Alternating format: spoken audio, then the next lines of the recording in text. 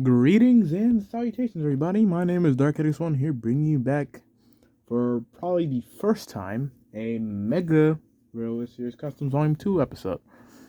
Reason why this is Mega is because I figured I owe it to you guys for being so gone for so long to cover everything that's changed in the background. Because obviously, I don't really, you know, I don't really have a way to show you guys what's going on in between each episode or what's going on in my current life. So, that being said, let's take a look at all that has changed with engines 1 to 22. Starting with the chicken engine himself, Thomas. Gone is the outline of a J50 class, and in its place is a Northeastern Railway J76. They served a similar sort of role, except they prioritized goods. So, it definitely worked a lot better in the origins I gave him in terms of delivering a goods train. Oh, hey, definitely works. And in all honesty, it's a bit rare for anybody to ever have considered this. So I think it works as an alternative basis, and I'll keep him this way for a long while, because it actually still looks as good as the day I first built him a while ago. So hey, next up, Edward. Just like Thomas, class has been swapped over, this time to Great North of Scotland Railway V-Class. These were 440s, which looked very similar to the K2s, except they had the enclosed cab, which was essentially, let me focus the camera, which was essentially this in the back here, where they'd fit a cab roof and walls to the tender, at least in a later point during BR days, as there is photos of one with such.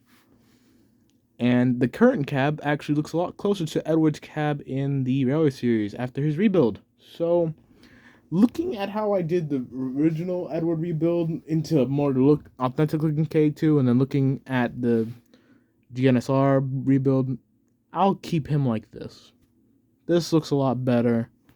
No dreaded half cab nonsense. And honestly, I pulled it off way better this time.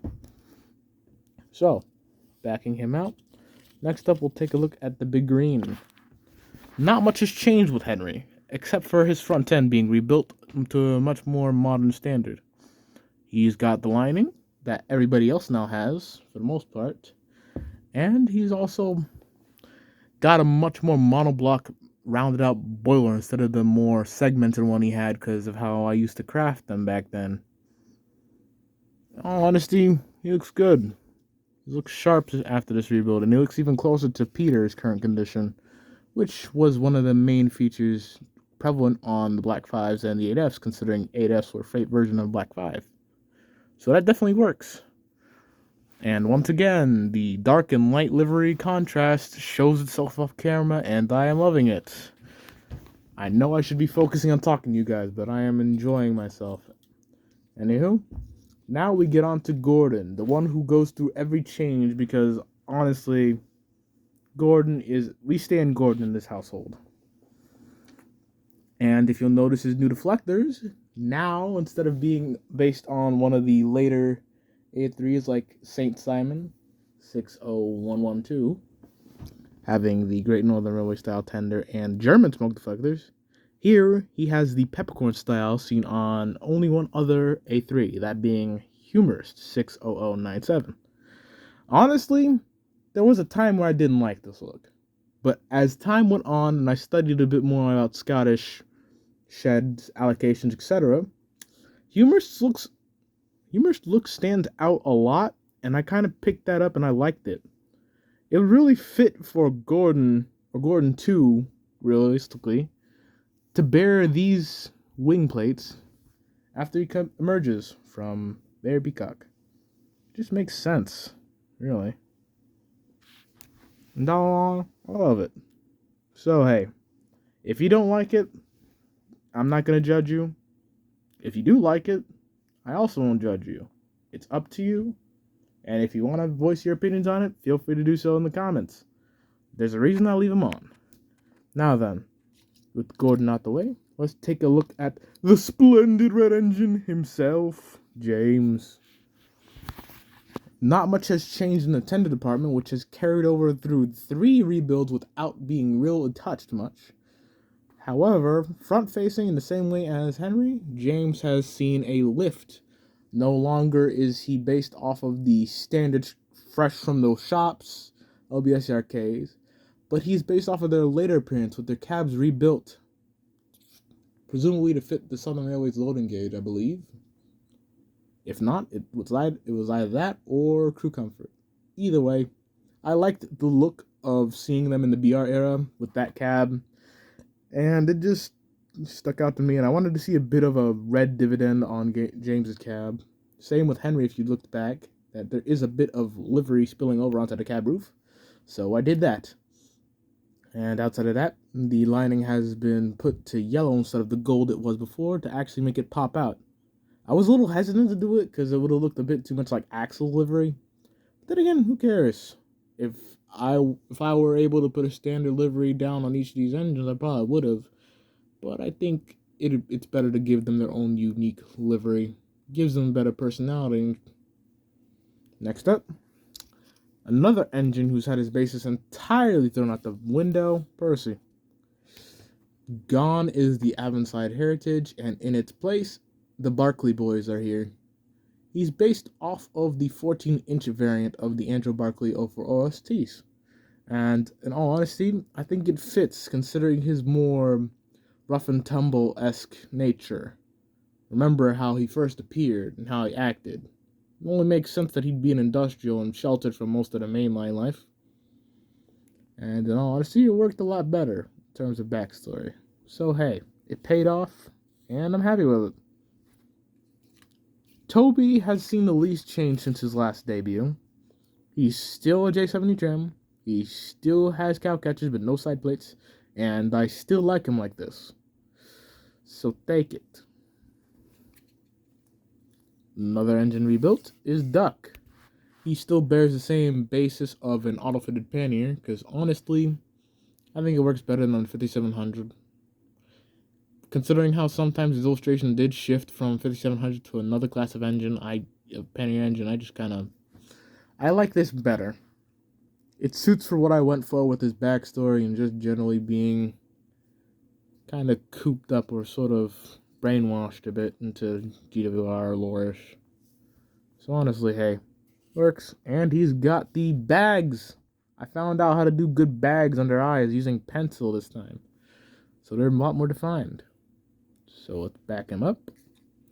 And I think you know which two comes next. We can't say that they leave you intact. It's the Scots, Donald and Douglas. As you can see, they've had a bit of a refresh. Their tenders are still the same, but the front ends were rebuilt. They have the same lining as Henry, Gordon, James, and everybody else now. Albeit it's less visible somewhat. Because, black on black. Cheeky. But all in all, I am satisfied with how they look now. They look a lot better and cleaner than they used to, and their boilers are actually in line. So mechanical faults have been fixed with that, I believe. Anyway, backing up. Next up is Oliver. Also rebuilt and received the new lining. And if you've noticed the similarities with Thomas's and Oliver's tanks, they're built separate, but the lining is made to fit perfectly. This is a strategy I developed basically by making a new bunker sheet. I mean, not a bunker sheet, a new tank sheet. Where essentially I place it right next to the cab and do both the lining on the cab and the tank at the same time to get a general idea of what they're going to look like attached to the frame. And honestly, it pays off in the looks department. As for his face, I have added what is essentially an infected spot on his face. Because remember, he was in the scrapyard for God knows how long.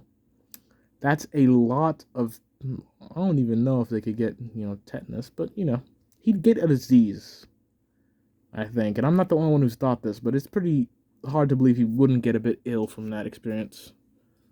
Next up, another basis swap. It's Emmeline or Emily, whichever one you choose. Gone is the Sterling single, and in his place is the Iva D2. My reasoning?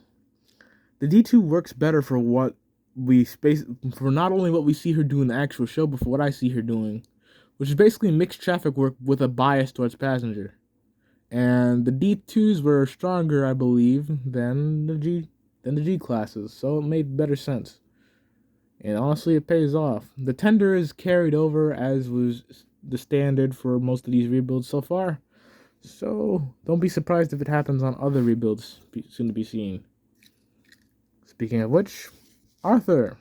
I gave him a slight touch-up and gave him the lining everybody else has. And rebuilt his wheels. All in all, looks a lot better. His face is a lot clearer. And you can make out the fact that I've given him glasses. Because he is a classy laddie. And his bunker is separate pieces. Is built separately so that way it can actually give off the proper shape. All in all, I'm also satisfied with this and will probably leave him like that. Next up is Charlie. Changed his basis, if you've read, to a GNR, one of the GNR saddle tanks. Not much to really say here, aside from the fact that it looks better than how it did as a Wardle K. And next we've got Peter. Not much has changed, but once again, the unification between him and Henry should be evident now. All in all, I'm keeping him like this for a long while. I have thought about giving him the blue that's being planned as the update for when he reappears in the new Sword of the Modern Years, but I don't really think it fits him. I think I like the black more. Next up, we've got Whiff. Him still being G5, albeit, you know, he's been given the same lining update. That's about it, really. And he disappears. Number 16. Molly has had 0 changes since last debut. Nah. But all in all, also satisfied with it. Next up, we've got another engine who has not changed much at all. Nia. Well, actually, that's a bit of a lie, isn't it? She used to look a lot more jagged, but I've actually cleaned her up, and instead of having the green lining, I've set it on red. Because it actually works with the new black outline kind of separating it from the orange. And I think it pops in a way. And now we get to the large lad, Murdoch. Here is the 9F himself with a BR1F tender. Because honestly, I like that tender more than the one he has. And all in all, I am also satisfied with his build, but I might go over the firebox at some point to make it look a lot more unified, because even the real 9F firebox, you can, from the top, it looks very much blended into the boiler. Here's Neville. The bread box hasn't had much change, aside from, you know, obviously looking a lot neater than his first debut. Hank here has also been given a bit of a clean up. He's had the lining applied, and he looks spiffing. And then lastly, we have Rebecca, who has foregone the unrebuilding process that is happening to an actual member of the Bully Pacifics. And all in all, I prefer this, actually. Because while I did like the rebuilt idea, seeing her as a West Country with Southern Malachite style livery, or Malachite, sorry, triggered, honestly, it looks good. Looks way better. Plus the fact that the 22 is actually, instead of having some different color to pop it out, it actually blends and uses the actual base yellow color to its advantage is a lot better. And with that being said, I do believe we can cap off here. So, this has been Dark Addicts 1. Hoping you enjoyed this mega review. This is probably the longest video I've done in a while. So, without further ado, signing off, and I'll see you next time. Goodbye!